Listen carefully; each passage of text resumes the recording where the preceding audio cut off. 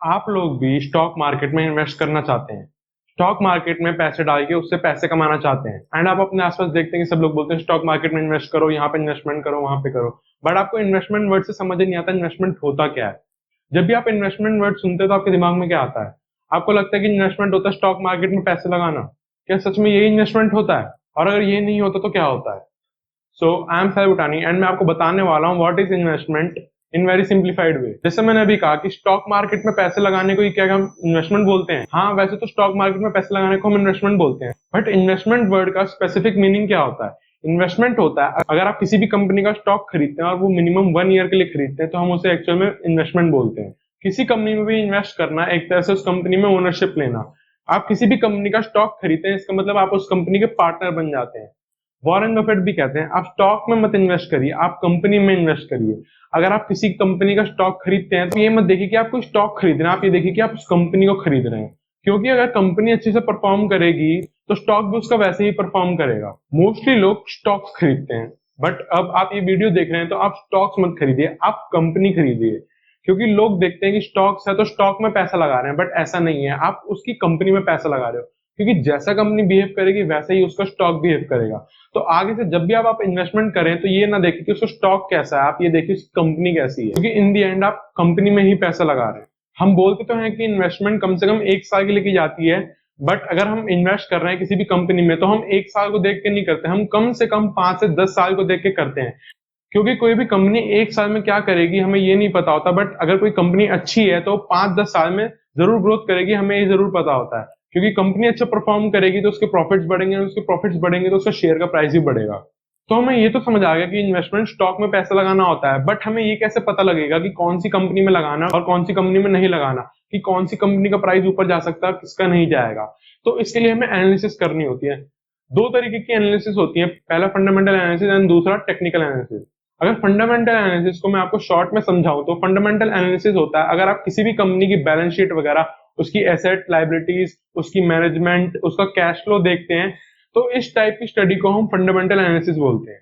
And दूसरा होता है टेक्निकल एनालिसिस। एक टेक्निकल एनालिसिस क्या करता है? टेक्निकल एनालिसिस स्टॉक्स के चार्ट्स को देखता है, वो देखता है कि पहले क्या हो चुका है और उसको देख के आइडेंटिफाई करने की कोशिश करता है कि आगे क्या हो सकता है मार्केट में। क्योंकि आपने ये बात तो सुनी होगी, हिस्ट्री रिपीट्स इटसेल्फ, और वैसे ही सेम चार्ट्स में भी होता है, जो पहले हो चुका होता है वैसे ही सेम दोबारा भी होता है। तो मेनली चार्ट्स की स्टडी को हम टेक्निकल एनालिसिस बोलते हैं। एंड सबसे मेन सवाल ये आता है कि वाई हमें स्टॉक मार्केट में अपने पैसे क्यों इन्वेस्ट करने चाहिए?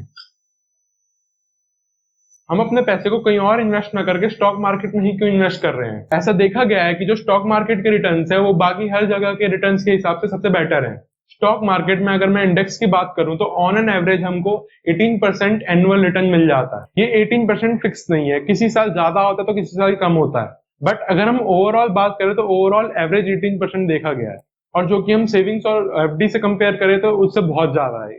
तो अगर हमें अपनी सच में वेल्थ बनानी है तो हमें ये सीखना बहुत जरूरी है कि इन्वेस्टमेंट कैसे करते हैं, और इन्वेस्टमेंट कैसे करना है उससे ज्यादा इंपॉर्टेंट है इन्वेस्टमेंट कौन से स्टॉक में करना है। क्योंकि अगर आपने गलत स्टॉक में पैसा लगाया तो आपका पैसा बढ़ने की जगह कम हो जाएगा। स्टॉक मार्केट में एक चीज बहुत इंपॉर्टेंट है, आपको सही स्टॉक में सही समय एंट्री लेनी है। क्योंकि अगर आपने सही स्टॉक में एंट्री ले भी ली बट वो गलत समय पे ली, तो मान लो आपने कोई स्टॉक खरीदा, वो अच्छा स्टॉक था बट आपने उसको हाई पे खरीद लिया और वहां से वो यू टर्न मार गया, तो आपकी इन्वेस्टमेंट जहाँ पे आपने टॉप पे की थी वो नेगेटिव में आना शुरू हो जाएगी। तो आप किस स्टॉक में इन्वेस्ट कर रहे हो उससे ज्यादा इंपॉर्टेंट होता है कि आप किस समय इन्वेस्ट कर रहे हो। और ये सब हम पता लगा सकते हैं एनालिसिस के थ्रू, वही फंडामेंटल एंड टेक्निकल एनालिसिस। इनके ऊपर भी मैं वीडियो आगे जल्दी लेके आऊंगा। अगर आप स्टॉक मार्केट में इन्वेस्टमेंट करते हैं तो इन्वेस्टमेंट में आपका विजन लॉन्ग टर्म में होना चाहिए, शॉर्ट टर्म में नहीं। क्योंकि एक्चुअल में कंपाउंडिंग लॉन्ग टर्म में ही काम करेगी। और ये कंपाउंडिंग क्या होता है मैं आपको एक एग्जांपल से समझाता हूँ। जैसे कि आपने किसी स्टॉक में 1000 रुपीज की इन्वेस्टमेंट की है एंड हम मिनिमम आरओआई मतलब रेट ऑफ इंटरेस्ट 10% मान लेते हैं कि हमें 10% का एनुअल रिटर्न मिल रहा है। तो जो हमने इन्वेस्टमेंट 1000 रुपीज की किया है वो अगले साल बढ़ के 1000 रुपीज से 1100 की हो जाएगी। एंड अब हम स्टॉक मार्केट में इन्वेस्ट कर रहे हैं तो हम सिर्फ 1 साल के लिए तो इन्वेस्ट करेंगे नहीं, तो अगले साल ये 10% का रिटर्न फिर हमें मिलेगा एनुअल। तो अगले साल ये जो बनेगा ये 1210 रुपीज हो जाएंगे। क्योंकि अब जो हमें 10% मिलेगा वो इस वाले अमाउंट का मिलेगा, ना कि इस वाले अमाउंट का। तो पहले जब हमें इंटरेस्ट मिला वो 100 रुपीज का मिला एंड नेक्स्ट ईयर जब हमें इंटरेस्ट मिला वो 110 रुपीज का मिला। अभी तो आपको ये डिफरेंस बहुत छोटा लग रहा होगा, बट अगर आप इसी को 10 ईयर्स तक लेके जाएंगे, 10 ईयर्स का कैलकुलेट करके देखेंगे तो ये काफी ज्यादा हो जाएगा। एंड कंपाउंडिंग की एक मेन बात और है कि स्टार्टिंग के इसमें बहुत स्लो काम करती है, बट एक बार जब कुछ ईयर्स हो जाते हैं तो कंपाउंडिंग बहुत तेज काम करने लग जाती है। हमें इंटरेस्ट पे भी इंटरेस्ट मिलता है, जैसे हमें यहाँ पे मिला, पहले हमें 1000 रुपीज पे इंटरेस्ट मिला था, अब हमें 1100 रुपीज पे इंटरेस्ट मिला है। अगर आप इसको आगे 10 ईयर्स तक करके देखेंगे तो आपको एक्चुअल में पता लगेगा कि कंपाउंडिंग होती क्या है। हमने सिर्फ स्टार्टिंग में 1000 रुपीज ही डाले हैं, उसके बाद हमने और कोई पैसे ऐड नहीं किए, और उसी पे जो हमें इंटरेस्ट मिल रहा है उस इंटरेस्ट पे भी हमें इंटरेस्ट मिलता है, तो वो जो अमाउंट है वो बड़ा होते जाता है। एंड जब आप 10 ईयर्स का करके देखेंगे उसके बाद 20 ईयर्स का भी करके देखना, तो जो 10 ईयर्स और 20 ईयर्स में डिफरेंस आएगा वो बहुत ज्यादा आएगा, तब आपको एक्चुअल पावर ऑफ कंपाउंडिंग पता लगेगी। एल्बर्ट आइंस्टाइन ने भी कंपाउंडिंग को 8th wonder of the world कहा है। अगर आप 10 और 20 ईयर्स का निकाल लें तो उसको कमेंट सेक्शन में भी जरूर लिखिएगा, ताकि और लोगों को भी पता लगे कि कंपाउंडिंग कैसे काम करती है। अब मेन सवाल ये आ जाता है कि हम इन्वेस्टमेंट कैसे कर सकते हैं, किसके थ्रू हम इन्वेस्टमेंट कर सकते हैं स्टॉक मार्केट में। बट उसका आंसर देने से पहले मैं आपको मोस्ट इंपॉर्टेंट चीज पे ले आता हूँ कि इन्वेस्टमेंट के नेगेटिव एंड पॉजिटिव पॉइंट्स क्या हैं। पहले पॉजिटिव पॉइंट की बात कर लेते हैं।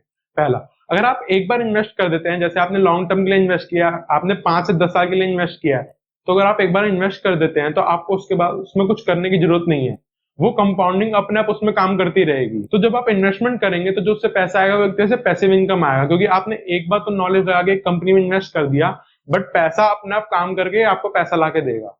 एंड दूसरा पॉइंट आ जाता है कि आपकी वेल्थ क्रिएट हो जाएगी इससे। जब आप एक बार इन्वेस्ट करके छोड़ देंगे तो वो अपना पैसा कंपाउंड हो के बड़ा हो जाएगा, जिससे कुछ साल बाद आपकी एक वेल्थ क्रिएट हो जाएगी।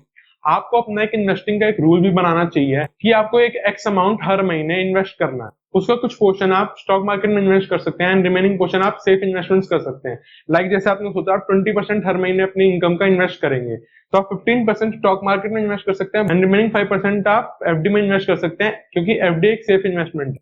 एंड अब आ जाते हैं नेगेटिव पॉइंट की तरफ। एंड इन्वेस्टमेंट का सिर्फ एक ही नेगेटिव पॉइंट है कि अगर आपने लॉन्ग टर्म के लिए इन्वेस्ट किया, मान लीजिए अगर आपने 5 साल के लिए इन्वेस्ट किया, तो उस 5 साल से पहले आप उस पैसे को निकाल नहीं सकते, क्योंकि अगर आपने जितना टाइम सेट किया है उससे पहले आप निकाल लेंगे, बीच में उसमें कंपाउंडिंग टूट जाएगी, तो जितना अच्छा रिटर्न वो स्टॉक आपको दे सकता था उतना नहीं दे पाएगा। तो जो भी फंड आप इमरजेंसी के लिए रखते हैं उसको कभी भी स्टॉक मार्केट में इन्वेस्ट मत कीजिए, क्योंकि जब कोई इमरजेंसी आएगी आपको वहां से विड्रॉ करना पड़ेगा एंड उसमें कंपाउंडिंग ब्रेक हो जाएगी। तो जैसे कि मैंने आपको लास्ट वीडियो में बताया था, आपको पेशेंस होना बहुत जरूरी है, आपको पेशेंस से काम लेना है। आप कभी भी स्टॉक मार्केट में इन्वेस्ट करें तो उस पैसे को इन्वेस्ट करें जिस पैसे की आपको अर्जेंट रिक्वायरमेंट नहीं है। तो अब वापस आ जाते हैं उसी क्वेश्चन पे कि हम किसके थ्रू इन्वेस्टमेंट कर सकते हैं स्टॉक मार्केट। आपको इन्वेस्टमेंट करने के लिए या फिर ट्रेड करने के लिए स्टॉक मार्केट में एक डीमेट अकाउंट चाहिए होता है, जिसके थ्रू आप ट्रेड और इन्वेस्ट कर सकते हैं। तो डीमेट अकाउंट का लिंक मैं आपको डिस्क्रिप्शन में दे दूंगा, वहां से जाकर आप अपना अकाउंट खुलवा सकते हैं।